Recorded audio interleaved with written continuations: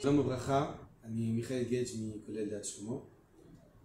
אני בטוח ששמעתם את הגזרות שגזרו על עולם התורה. הורידו תקציבים להרבה אברכים, הרבה משפחות, בזמן מאוד קצר, ובמיוחד בערב פסח. האמת, יש לנו פתרון אחד, לשלוח את האברכים לעזה. שם יש הרבה רחמנות, יש הרבה סיוע, אבל יש פתרון אחר.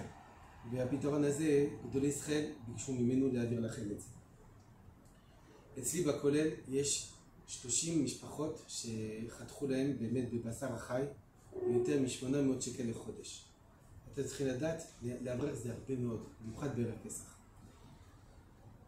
עשינו מגבית בכולל, היה יוזמה של אברכים לעצמם, שכל אחד יתרום קצת מהמלגה שלו לאברכים האלה.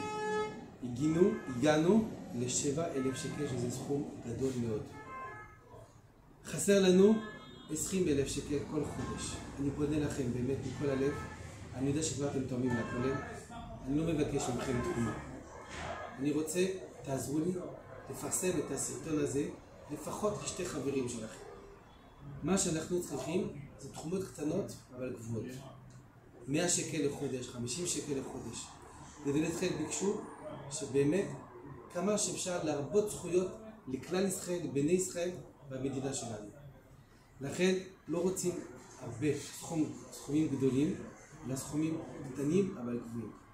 אני מבקש מכם מכל הלב, תרחמו על אברכים, על בני תורה, תרחמו על כלל ישראל ותשתתפו במגבית הזאת, תפיצו את הסרטונים ובעזרת השם כל אחד יביא לפחות 50 שקל לחודש לשתי חברים. זה מה שאנחנו צריכים. ברוכים תהיו, ברכת פסח כשר שמח.